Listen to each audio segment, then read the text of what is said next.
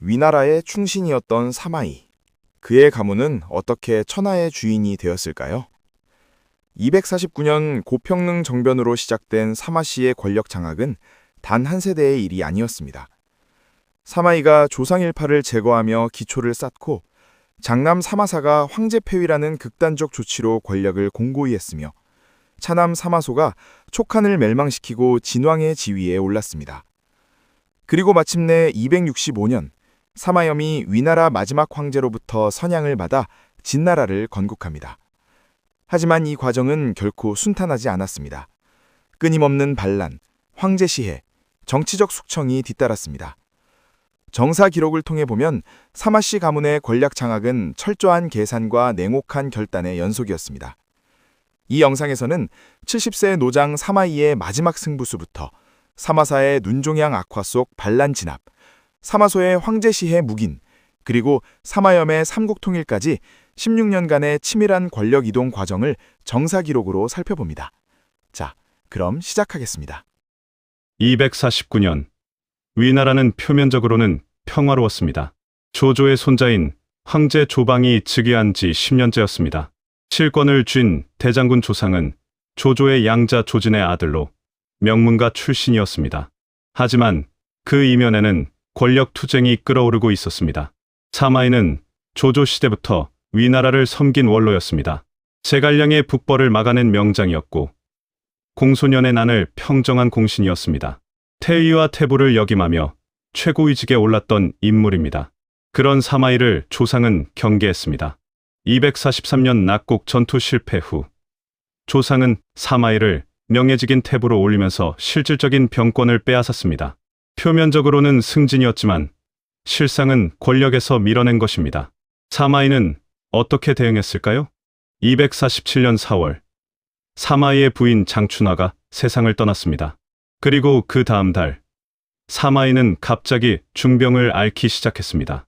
나이 70이 가까운 노인이 병들어 누웠으니 모두가 그의 죽음이 멀지 않았다고 생각했습니다.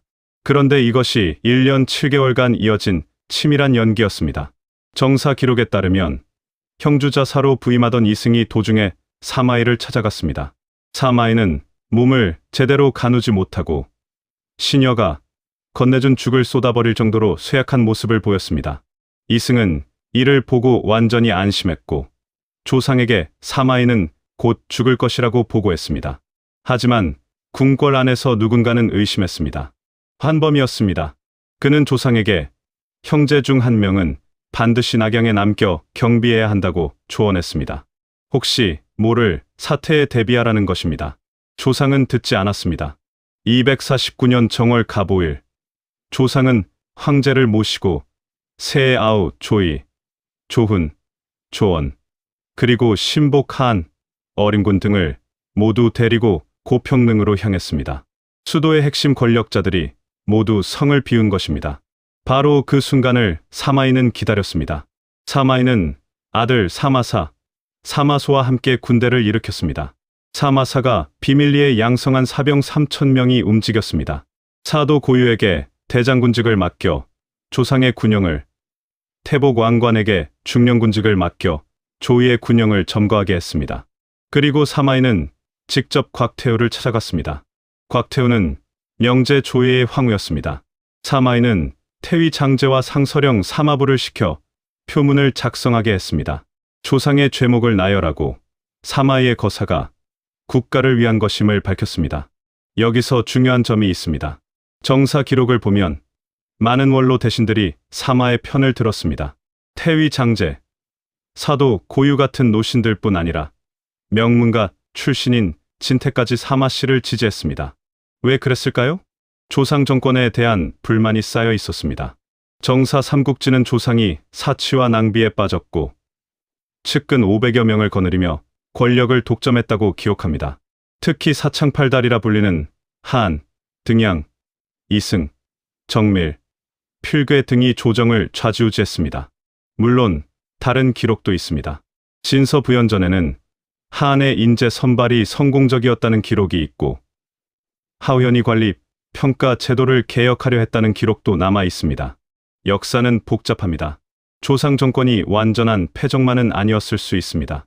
하지만 중요한 것은 당시 많은 원로들이 사마이의 거사를 지지했다는 사실입니다. 소식을 들은 조상은 어떻게 했을까요? 고평릉에 있던 조상은 완전히 당황했습니다. 낙양의 모든 군영이 사마의 손에 넘어갔습니다. 조상은 자신의 군대와 단절되어 버렸습니다. 사마이는 허윤과 진태를 보내 조상에게 제안했습니다. 병권만 내놓으면 목숨은 보장하겠다. 조상은 믿었습니다. 황제 조방의 보증까지 받았습니다. 조상은 병권을 내놓고 항복했습니다. 하지만 사마이는 약속을 지키지 않았습니다. 조상과 그의 형제들, 그리고 일족이 모두 처형되었습니다. 삼족이 멸족당했습니다. 하안 같은 핵심 측근들도 모두 죽었습니다. 피해 숙청이었습니다. 이것이 고평릉 정변입니다. 사마이는 이 정변으로 위나라의 절대 권력자가 되었습니다. 하지만 그가 그 권력을 누린 시간은 짧았습니다. 251년 고평릉 정변 2년 만에 사마이는 73세를 일기로 세상을 떠났습니다. 그러나 사마 씨의 권력은 끝나지 않았습니다. 사마이에게는 아들이 여럿 있었습니다. 그중 장남 사마사와 차남 사마소가 권력의 중심이었습니다. 사마사는 208년생으로 아버지 사마이보다 더 냉철한 정치가였습니다. 고평릉 정변 당시 실제 주도자가 사마사였다는 주장도 있습니다. 동생 사마소조차 정변 전날에야 상황을 알았을 정도로 사마사는 비밀을 철저히 지켰습니다. 아버지가 죽자 사마사는 무군대 장군이 되어 보정을 맡았습니다. 이듬해에는 대장군이 되었고 시중, 지절, 도독중외제군사, 녹상서사를 겸했습니다. 정치와 군사 권력을 모두 장악한 것입니다. 사마사는 정권을 잡자 인사를 새로 했습니다. 진남장군 제갈탄을 예주 도독으로, 진동장군 관구검을 양주 도독으로 임명했습니다. 자신의 사람들을 요직에 배치한 것입니다. 253년 동우의 제갈각이 합비를 노리며 군사 행동을 벌였습니다. 사마사는 제갈각의 의도를 간파하고 관구검과 문음에게 맞게 해 큰 승리를 거두었습니다. 권력은 더욱 공고해졌습니다. 하지만 문제가 생겼습니다. 황제 조방이었습니다. 조방은 명목상 황제였지만 실권은 전혀 없었습니다. 할아버지 조조도, 아버지 조예도 실권을 쥐었던 황제였는데 자신은 꼭두각시에 불과했습니다. 254년 조방은 결단을 내렸습니다. 이풍, 장집, 하우현 등과 함께 사마사 제거 계획을 세웠습니다. 하지만 발각되었습니다. 사마사의 대응은 무자비했습니다. 이풍, 장집, 하우현을 모두 처형했습니다. 그리고 더 충격적인 결정을 내렸습니다. 황제를 폐위한 것입니다. 조방을 제왕으로 강등시키고 고기양공 조모를 새 황제로 옹립했습니다. 신하가 황제를 갈아치운 것입니다. 이것은 조조도 사마이도 감히 하지 못했던 일입니다. 사마사의 권력은 이제 황제를 넘어섰습니다. 하지만 반발도 있었습니다. 255년 진동대장군 관구검이 양주자사 문음과 함께 반란을 일으켰습니다. 황제 폐위에 대한 죄를 묻겠다며 퇴후의 명령을 칭했습니다. 사마사는 직접 출병했습니다. 그런데 이 과정에서 사마사에게 큰 문제가 생겼습니다. 원래 사마사는 왼쪽 눈에 종양이 있었습니다. 출병 중에 갑자기 큰 통증이 생겼습니다.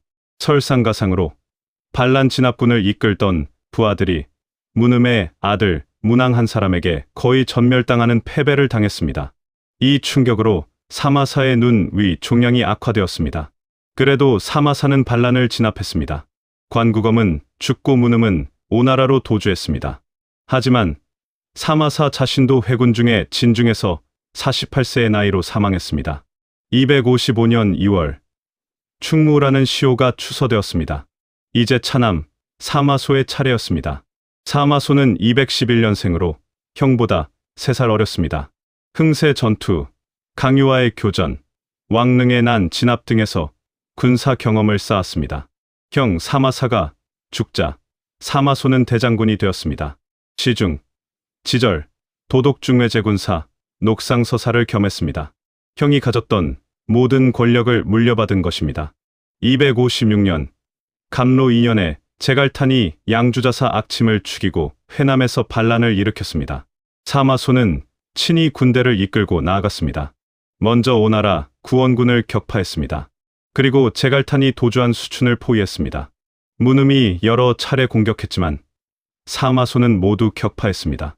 손침이 또 구원을 왔지만 역시 격파했습니다. 사마소는 거제 소문을 퍼뜨렸습니다. 오나라의 구원이 온다는 소문이었습니다. 제갈탄은 방심하여 군량을 아끼지 않고 사용했고 결국 군량이 떨어졌습니다. 성 안의 병사들이 투항하기 시작했습니다. 제갈탄과 사이가 안 좋던 문음을 제갈탄이 죽이자 문음의 아들 문왕과 문호가 사마소에게 투항했습니다. 사마소는 문왕에게 항복을 권하게 했고 마침내 제갈탄을 참수했습니다. 이 공으로 사마소는 상국으로 봉해졌습니다. 263년 사마소는 결정적인 결단을 내렸습니다. 촉한 정벌이었습니다. 등예와 종회에게 군대를 맡겼습니다. 등예가 은평을 넘어 성도를 위협하자 촉한의 후주 유선이 항복했습니다. 유비가 세운 촉한이 멸망한 것입니다. 사마소는 유선을 안락공으로 임명하며 편히 쉬게 해주었습니다. 여기서 유명한 이야기가 생겼습니다. 유선이 낙양에서 연회에 참석했을 때 촉나라 음악이 연주되자 촉한 출신 신하들은 눈물을 흘렸습니다. 하지만 유선은 즐겁게 웃으며 여기가 너무 즐거워 촉나라 생각이 나지 않는다고 말했습니다. 낙불사촉이라는 고사성어가 여기서 나왔습니다. 사마소는 촉한 멸망 후 더 큰 권력을 얻었습니다. 진공으로 봉해지고 이듬해에는 진왕으로 진봉되었습니다. 20개 군을 거느리는 거대한 권력자가 된 것입니다. 하지만 이 과정에서 끔찍한 사건이 일어났습니다. 260년 고기양공 조무는 사마소의 권력에 위협을 느꼈습니다.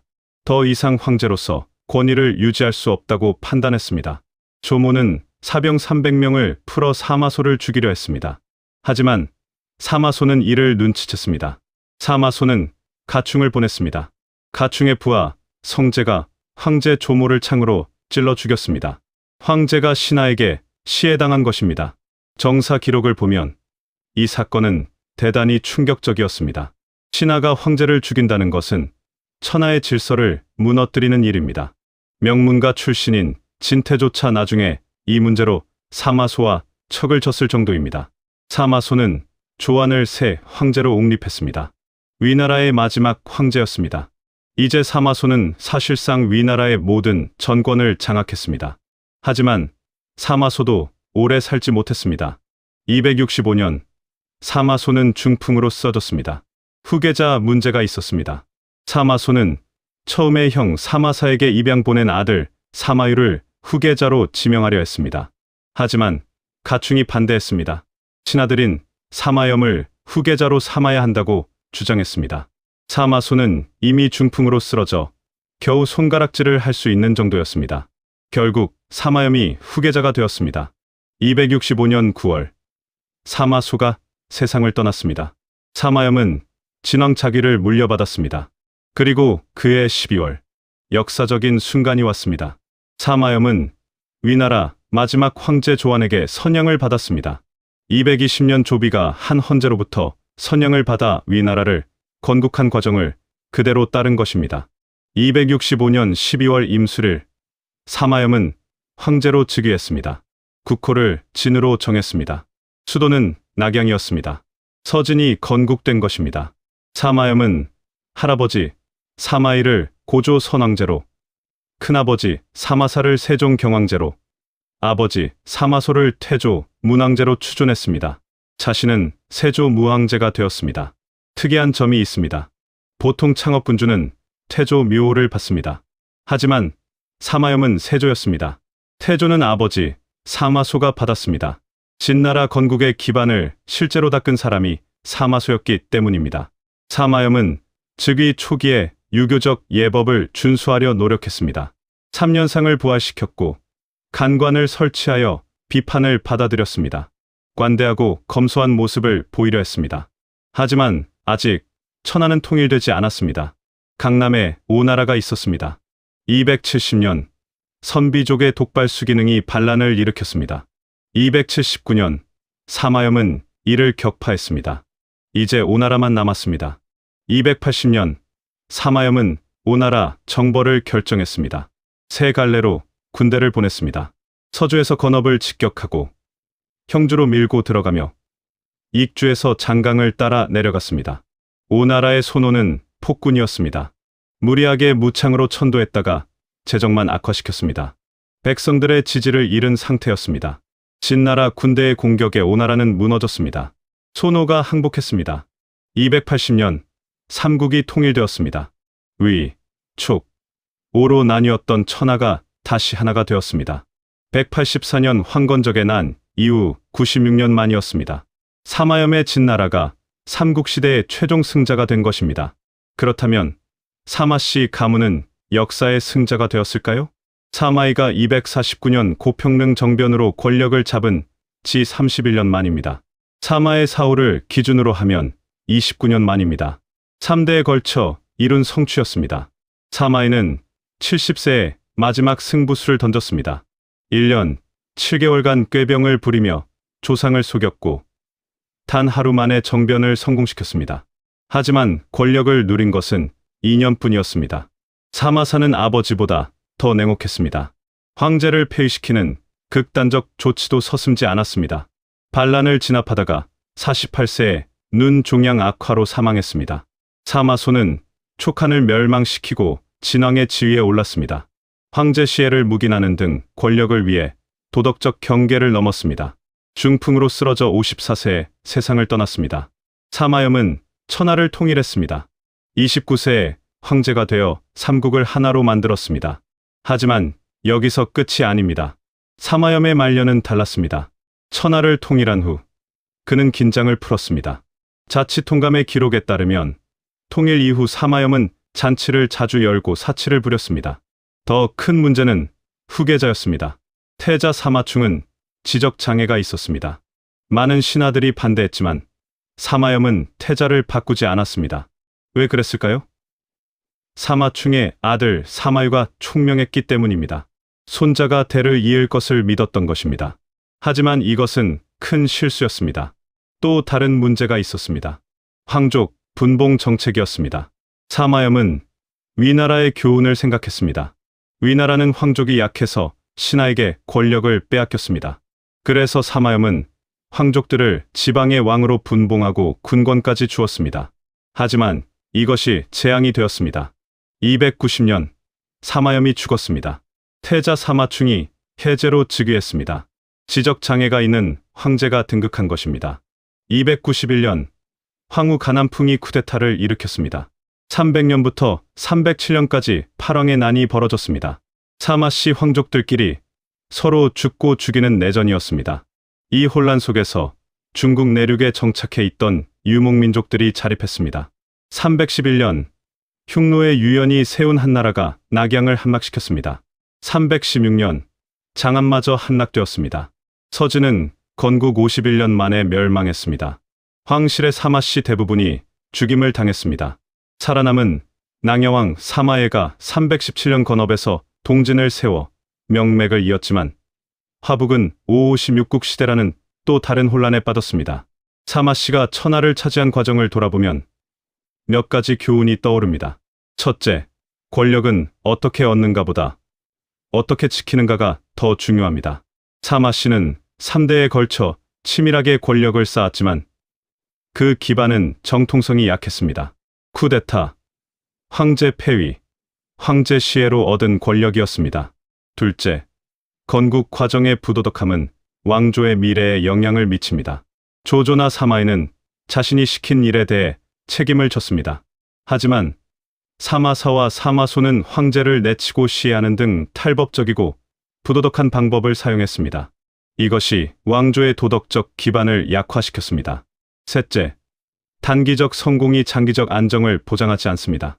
사마염은 천하를 통일했지만 후계 구도와 황족 분봉 정책에서 실패했습니다. 결과적으로 진나라는 통일왕조로서 평화를 누린 기간이 10년밖에 되지 않았습니다. 당나라 태종 이세민은 자치통감을 편찬하며 이렇게 평했습니다. 진나라가 혼란하게 된 것은 종실을 봉한 것 때문이 아니고 위나라가 멸망하게 된 것은 고립 때문이 아닙니다. 임금이 덕을 잃지 않으면 종씨를 봉하지 않아도 고립되지 않을 것이고, 봉한다 하더라도 스스로 후회할 수 있을 것입니다. 결국 문제는 제도가 아니라 사람이었습니다. 사마이는 조조의 꿈을 먹고 자랐습니다. 젊은 시절 조조를 섬기며 그의 통치 방식을 배웠습니다. 그리고 말년에 조조와 똑같은 방법을 사용했습니다. 권력을 장악하되 스스로 황제가 되지 않고 후계자에게 기반을 물려주는 것입니다. 조조는 조비에게 물려주었고 조비가 위나라를 건국했습니다. 사마이는 사마사와 사마소에게 물려주었고 사마염이 진나라를 건국했습니다. 하지만 역사는 두 사람을 다르게 평가합니다. 조조는 난세의 간웅이지만 능력으로 천하를 평정한 영웅으로 기억됩니다. 반면 사마이는 배신의 아이콘으로 불립니다. 왜 그럴까요? 시대적 맥락이 달랐습니다. 조조는 혼란한 난세에 질서를 세웠습니다. 사마이는 이미 안정된 위나라에서 주군을 배신했습니다. 조조는 한나라 황제를 끝까지 지켰습니다. 사마씨는 위나라 황제를 폐위하고 시해했습니다. 그리고 결과가 달랐습니다. 조조의 위나라는 45년간 안정적으로 통치했습니다. 사마씨의 진나라는 통일 후 10년 만에 내전에 빠졌습니다. 역사가 진수는 정사 삼국지를 서진시대에 썼습니다. 그는 서진의 신하였기에 사마씨에게 유리하게 기록할 수 있었습니다. 실제로 많은 부분이 그렇습니다. 하지만 시간이 흐르면서 평가는 바뀌었습니다.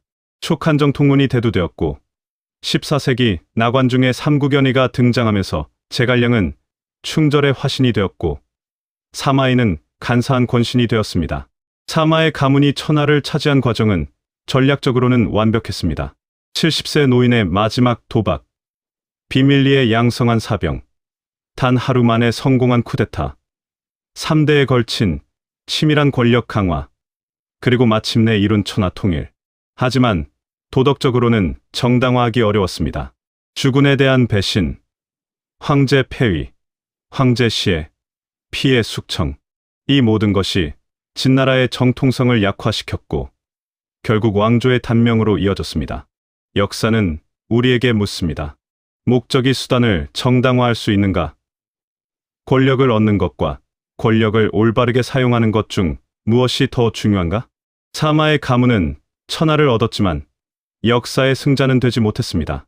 그들이 세운 진나라는 155년간 존속했지만 통일왕조로서 평화를 누린 시간은 10년에 불과했습니다. 조조는 말했습니다. 사마이는 다른 사람의 신하가 될 사람이 아니다. 조조는 사마이를 정확히 꿰뚫어 보았습니다. 하지만 조조의 후손들은 그 경고를 잊었고 결국 사마씨에게 천하를 빼앗겼습니다. 권력은 영원하지 않습니다. 사마이가 조씨로부터 빼앗았고 훗날 다른 누군가가 사마씨로부터 빼앗았습니다. 역사는 반복됩니다.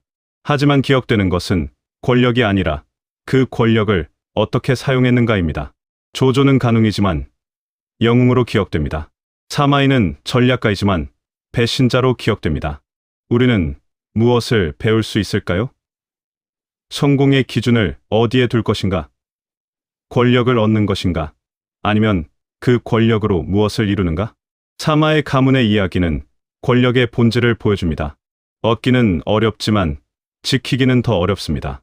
그리고 역사의 평가는 당대가 아니라 후대가 내립니다. 249년 고평릉에서 시작된 사마씨의 권력은 316년 장안의 한낙으로 끝났습니다.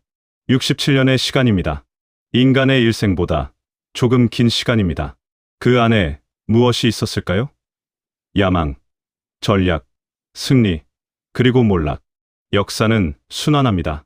정사 삼국지, 진서, 자치통감 등의 기록을 통해 우리는 사마씨 가문의 실제 모습을 볼 수 있습니다. 연희가 그린 신비화된 모습이 아니라 권력을 위해 투쟁하고 때로는 도덕적 경계를 넘었던 실제 인간들의 모습입니다.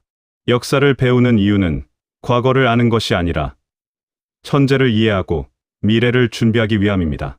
사마의 가문의 이야기는 2000년 전의 이야기이지만 권력과 정통성, 수단과 목적에 대한 질문은 여전히 유효합니다. 여러분이라면 어떤 선택을 하시겠습니까? 권력을 위해 모든 것을 거는 사마이의 길을 택하시겠습니까? 아니면 다른 길이 있을까요? 역사의 정답은 없습니다. 하지만 역사는 우리에게 생각할 거리를 줍니다. 오늘 영상은 여기까지입니다. 영상이 도움되셨다면 좋아요와 구독 부탁드립니다. 다음 영상에서 더 흥미로운 삼국지 이야기로 만나 뵙겠습니다.